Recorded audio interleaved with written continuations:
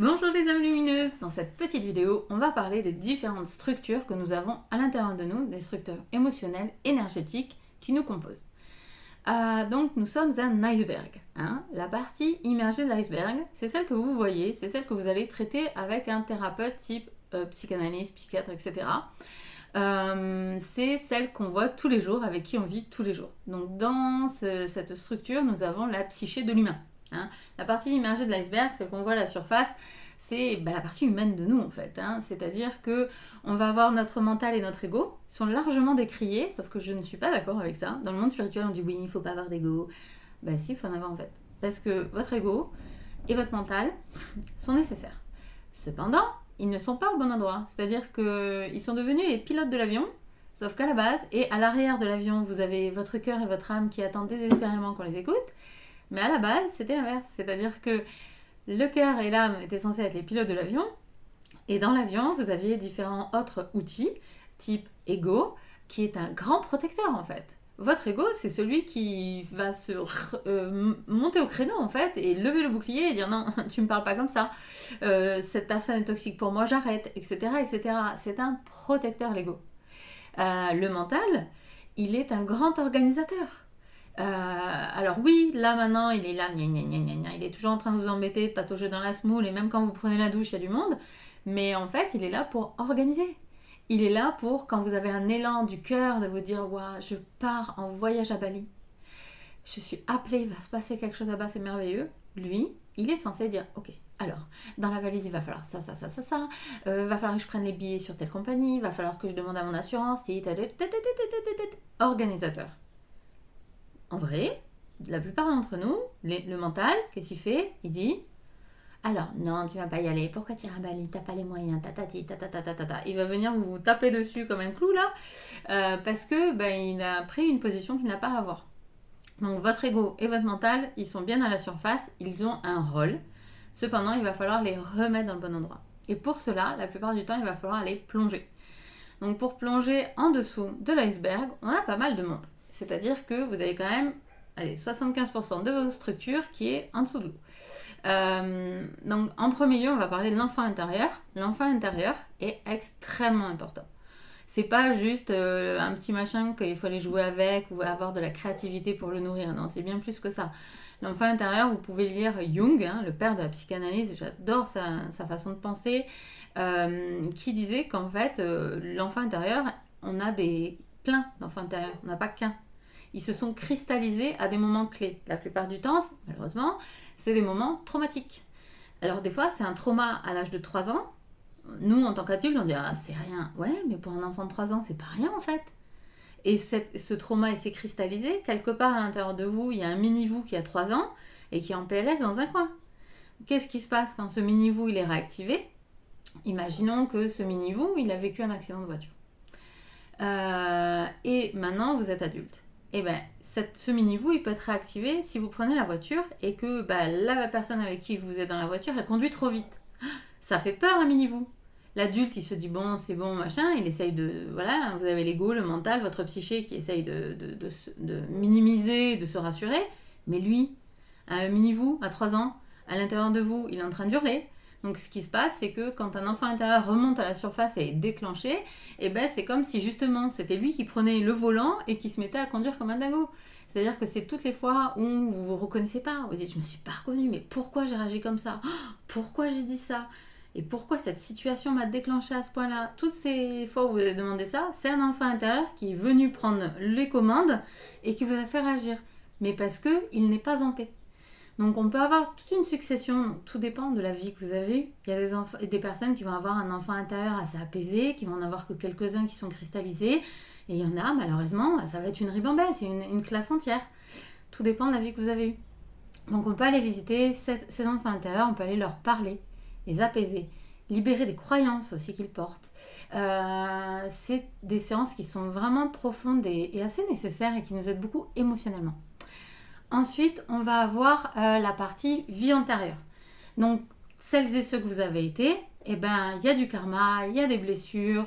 Et des fois, c'est aussi des peurs qui peuvent vous limiter dans votre vie. Vous ne savez pas pourquoi.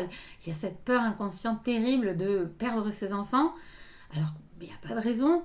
peut-être que dans des vies antérieures, vous les avez perdus, on les a tués, on vous les a enlevés, etc., etc., etc. On sait que dans les périodes anciennes, type Moyen-Âge, c'était compliqué pour les enfants, il y en a plein qui ne survivaient pas, donc c'est peut-être ça.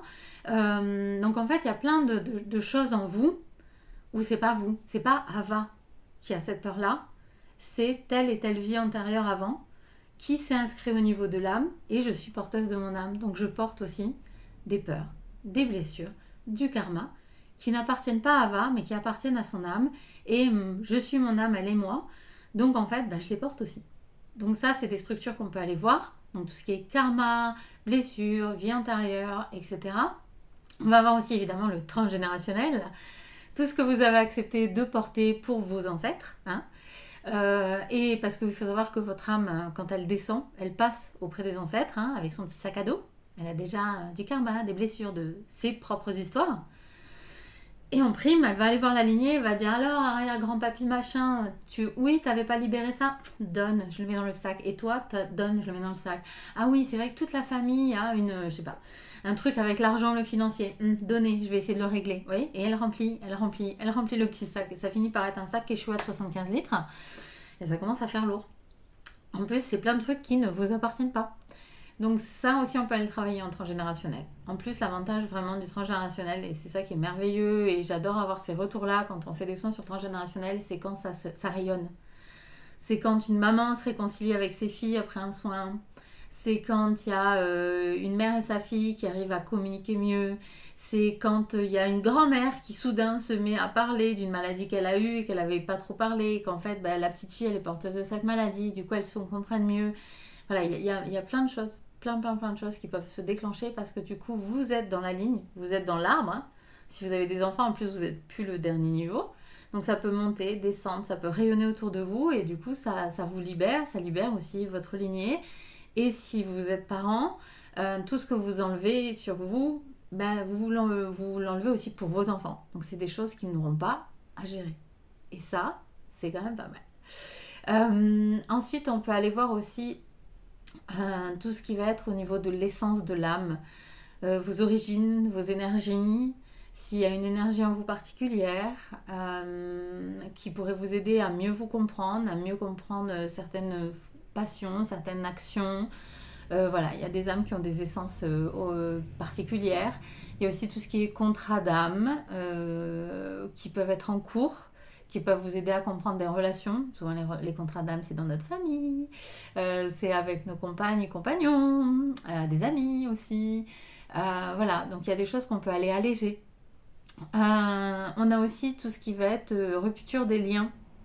Parce que chaque fois que vous entretenez une relation, vous donnez du temps, de l'amour, de l'intérêt, de l'affection. En fait, vous envoyez de l'énergie sur un fil qui vous relie à l'autre personne.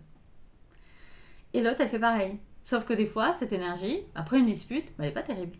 Sauf que ça reste sur la ligne en fait, ça reste sur la corde. Et plus ça va, plus cette petite fine ficelle, elle devient un peu grosse et des fois pas très jolie. Et des fois, elle est un peu lourde et des fois, on a envie de la couper. Donc du coup, ces énergies, c'est un rapatriement énergétique en fait. Hein. En gros, toutes les cordes, on va les couper. Et on va laisser que l'amour et la lumière. Donc en gros, elles vont se reconstituer avec les personnes avec qui il faut qu'elles se reconstituent en restant très lumineuses. Et le reste des personnes avec qui on n'a plus envie d'avoir des liens, mais en fait énergétiquement on en a encore, les ex, les anciens amis, des membres de la famille qu'on voit plus, etc. etc. Des professeurs, en fait on tisse des liens avec tout le monde.